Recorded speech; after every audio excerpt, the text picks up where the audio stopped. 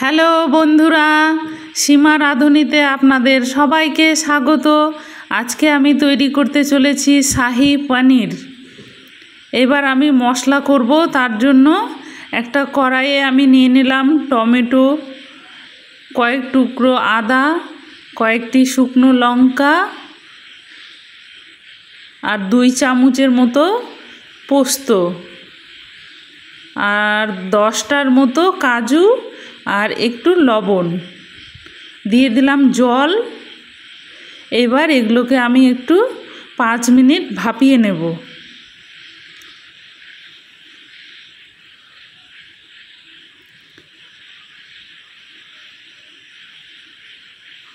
এবার এগুলোকে আমি নেমে রেখে দেব, কিছুক্ষণ ঠান্ডা হতে দেব।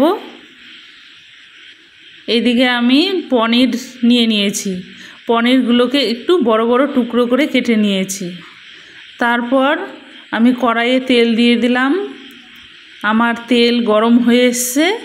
এবার পনিরগুলোকে আমি ছেড়ে দেব, কিন্তু আমি পনিরে লবণ হলুদ কিছুই দেব না, হালকা ব্রাউন করে ভেজে নেব। একটা বাটিতে ঠান্ডা জল নিয়েছি, সেটার মধ্যে ভেজে রাখা পনিরগুলোকে আমি দিয়ে দেব।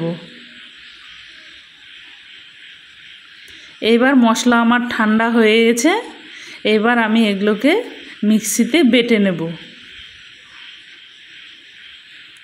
তারপর পনির ভেজে রাখা ওই তেলের মধ্যেই আমি মশলাগুলোকে দিয়ে দেব।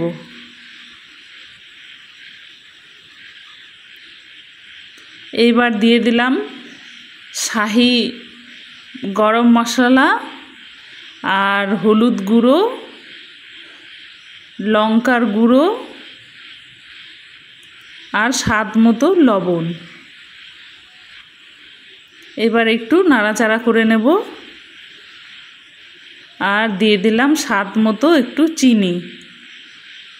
আর মশলা করেছিলাম যে বাটিটাতে, ওটা একটু ধুয়ে জল দিয়ে দিলাম। এবার ভালোভাবে একটু কষিয়ে নেব। এবার মশলাতে আমার তেল ছেড়ে দিয়েছে। এইবার ভিজিয়ে রেখেছিলাম যে পনিরগুলোকে এবার আমি দিয়ে দেব, দিয়ে একটু নাড়াচাড়া করে নেব।